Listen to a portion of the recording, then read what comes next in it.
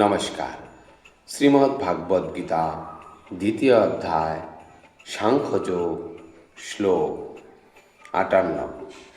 যদা সংহরতে চায়ং কুর্মহঙ্গানিব সর্বস্য ইন্দ্রিয়াণি ইন্দ্রিয়ার্থের্ভ তস্য প্রজ্ঞা প্রতিষ্ঠিতা।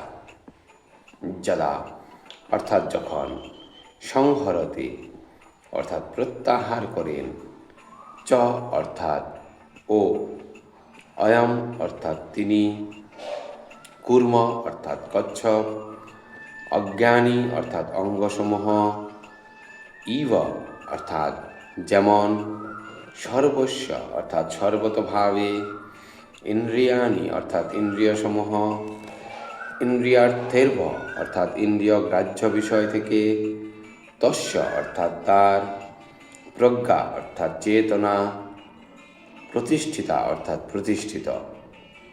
অনুবাদ: কুর্ম যেমন তার অঙ্গসমূহ তার কঠিন বহিরাবরণের মধ্যে সংকুচিত করে নিতে পারে, তেমনি যে ব্যক্তি তার ইন্দ্রিয়গুলিকে ইন্দ্রিয়ের বিষয় থেকে প্রত্যাহার করে নিতে পারেন, তার চেতনা চিন্ময় জ্ঞানে প্রতিষ্ঠিত।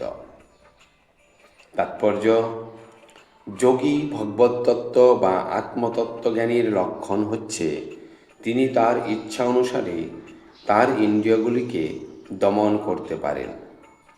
অধিকাংশ মানুষই তাদের ইন্দ্রিয়ের দাস, আর তাই তারা ইন্দ্রিয়ের নির্দেশ অনুসারে পরিচালিত হয়। যোগীর অবস্থান সম্পর্কিত প্রশ্নের এটি হচ্ছে উত্তর। ইন্দ্রিয়গুলিকে বিষধর সর্পের সঙ্গে তুলনা করা হয়। সাধারণত ইন্দ্রিয়গুলি স্বেচ্ছাচারী ও শৃঙ্খল। সাপুরে যেমন সাপকে পোষ মানায়, যোগী বা ভগবতত্ত্বকেও ঠিক তেমনই কঠোরভাবে সর্পতুল্য ইন্দ্রিয়গুলিকে নিয়ন্ত্রণ করতে হবে। তারা তাদের কখনোই স্বাধীনভাবে কাজ করতে দেন না। শাস্ত্রে বিধিনিষেধ সম্বন্ধে নানা রকম নির্দেশ দেওয়া আছে। তার মধ্যে কয়েকটি অকরণীয় এবং কয়েকটি করণীয়। এই সমস্ত বিধিনিষেধের নির্দেশগুলি আচরণ করার মাধ্যমে ইন্দ্রিয়গুলিকে সংযত না করতে পারলে কৃষ্ণ ভাবনায় সুদৃঢ়ভাবে স্থিত হওয়া সম্ভব নয়। এই সম্বন্ধে এখানে খুব সুন্দরভাবে কুর্মের উদাহরণ দেওয়া হয়েছে। কুর্ম যে কোনো সময় তার অঙ্গগুলি তার খোলসের মধ্যে গুটিয়ে নিতে পারে, আবার প্রয়োজন হলে তাদের বার করে আনতে পারে। ঠিক তেমনি কৃষ্ণ ভাবনাময় ভগবত ভক্ত ভগবানের সেবায় বিশেষ প্রয়োজনে কেবল তার ইন্দ্রিয়গুলিকে ব্যবহার করেন, আর অন্য সময় তাদের গুটিয়ে রাখেন।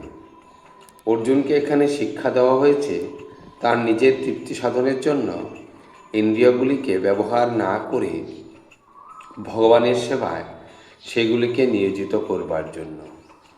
ভগবানের সেবায় কিভাবে ইন্দ্রিয়গুলিকে নিয়োজিত রাখতে হয় তা কুর্মের দৃষ্টান্ত দিয়ে বোঝানো হয়েছে, যেহেতু কুর্ম ইন্দ্রিয়গুলিকে গুটিয়ে রাখতে পারে।